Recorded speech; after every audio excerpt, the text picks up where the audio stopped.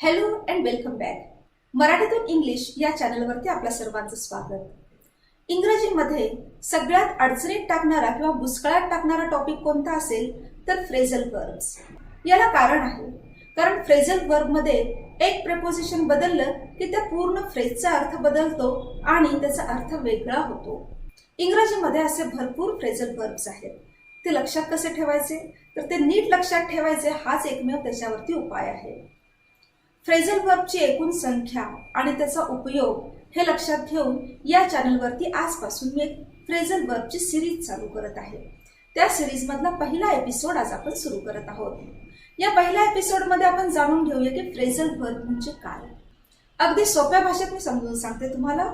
Phrasal verb म्हणजे एक verb आणि त्याला जोडून येणारं प्रेपोजिशन किंवा ॲडव्हर्ब. पुन्हा एकदा, वर्ब, प्रेपोजिशन किंवा ॲडव्हर्ब अशी रचना ज्या फ्रेजेसची असते त्याला फ्रेझल वर्ब म्हणतात.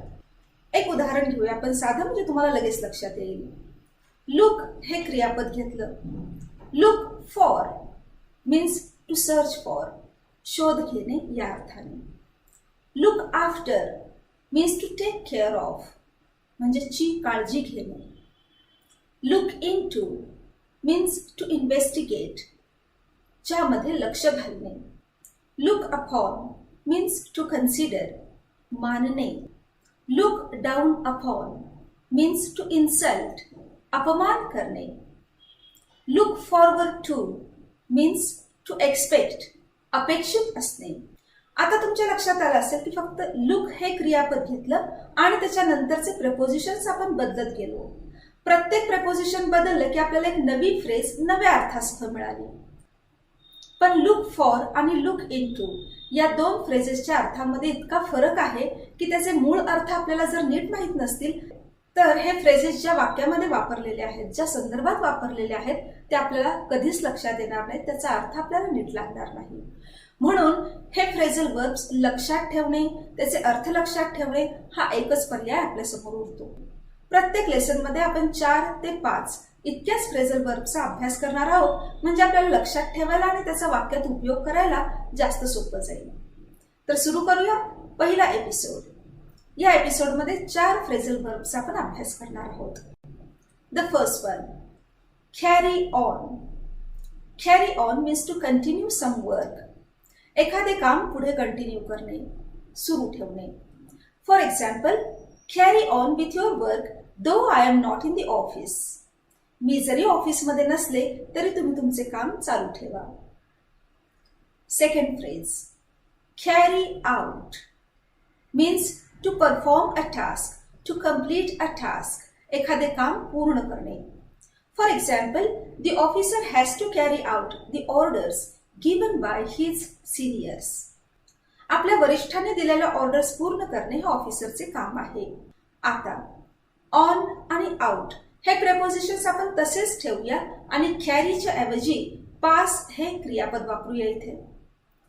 Pass on means to forward, पुढे ढकलणे, पुढे देणे. Please pass on the paper. इथे एक गंमत बघण्यासारखी आहे. डे टू डे लाईफमध्ये आपण पास ऑन ही फ्रेज पूर्ण न वापरता फक्त पास असं म्हणतो. Pass the salt, pass the glass of water. हे असं चालतं का? स्पोकन इंग्लिशमध्ये हो, हे रिलॅक्सेशन आपण घेऊ शकतो. पास ऑनच्या ऐवजी फक्त पास म्हणालो तरी ऐकणाऱ्याला कळतं की आपल्याला काय म्हणायचं आहे ते. परंतु रिटन इंग्लिशमध्ये पास ऑन ही फ्रेज पूर्णपणे वापरावी. Last phrase, pass out. Pass out means to faint, to become unconscious, शुद्ध हरपणे या अर्थाने. For example, he passed out after working for the whole day in the sun. पूर्ण दिवस उन्हात काम केल्यामुळे त्याची शुद्ध हरपली. Once again let's recap. Carry on means to continue the work. Carry out means to complete the work. Pass on means to forward and pass out means to faint or become unconscious. Now it's your turn. या 4 पैकी कोणत्याही एका फ्रेजचा तुमच्या वाक्यामध्ये उपयोग करा आणि मला कमेंट सेक्शनमध्ये ते वाक्य सांगा. तुम्हाला जर हा लेसन आवडला तर you can subscribe to my channel, like and share the video. We'll see you in the next lesson.